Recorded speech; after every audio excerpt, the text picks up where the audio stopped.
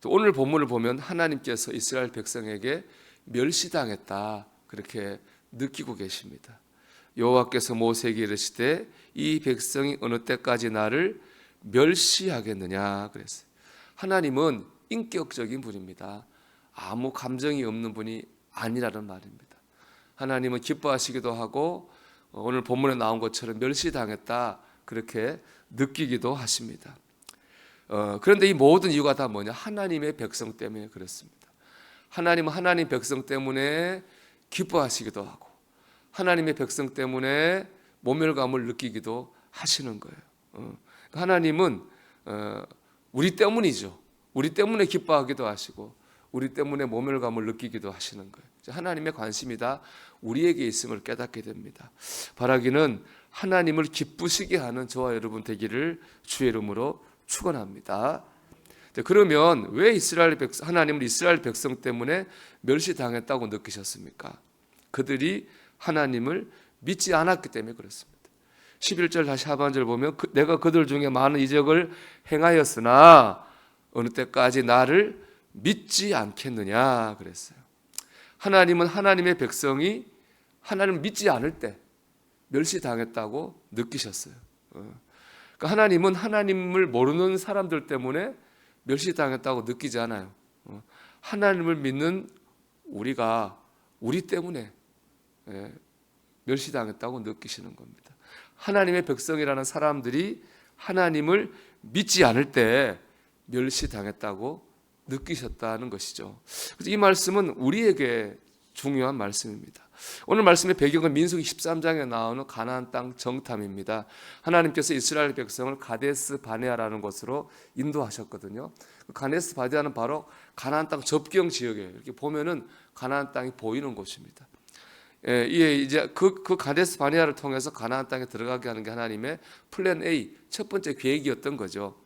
이에 모세는 각 지파별로 한 명씩 12명의 정탐꾼을 뽑아서 가나안 땅을 정탐을 시켰어요.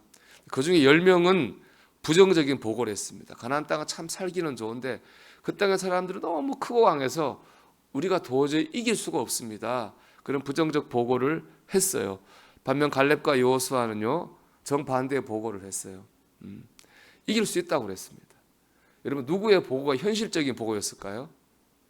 10명이 보는 눈이 정확하겠죠. 12명이 봤는데 10명 보는 눈이 맞아요. 현실적인 보고는 못 이겨요. 가나안 땅은 사람들은 강하고 이스라엘은 약해요. 여호수아의 갈렙의 보고는요 현실의 보고가 아니라 믿음의 보고예요. 민수기 14장 9절 말씀 보면 그들의 보호자는 그들에게서 떠났고 여호와는 우리와 함께 하시느니라. 그들을 두려워하지 말라. 여호수아와 갈렙이 이스라엘 백성 이긴다고 본 이유는 다른 게 아니에요. 하나님께서 우리와 함께 하시니까. 그래서 우리가 이깁니다. 이런 보고를 했습니다. 이스라엘 백성들은 믿음의 보고가 아니라 10명이 보고한 현실적인 보고를 받아들였어요.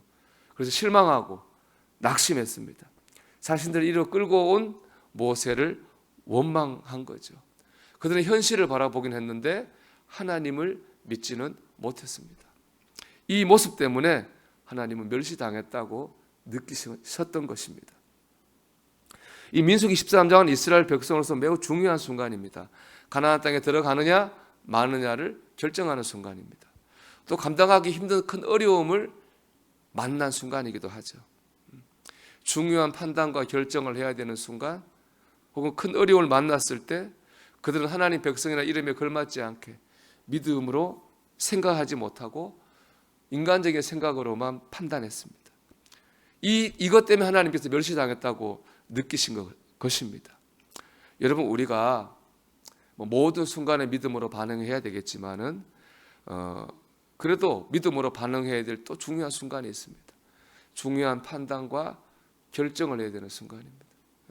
우리가 평상시에는 주여 주여 아멘 아멘 하다가 가정적으로나 사업이나 직장이나 진로나 어떤 자녀 문제나 그런 중요한 결정을 해야 할 때는 하나님의 뜻을 생각하지 못하고 현실적인 조건만 고려할 때가 많이 있습니다. 근데 사실은 그때가 하나님의 뜻을 구하고 생각해야 될 가장 중요한 순간이죠.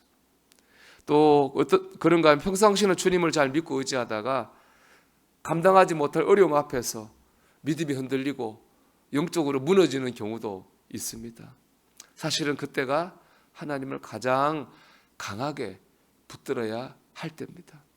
여러분, 중요한 판단과 결정의 순간에 하나님을 바라보십시오.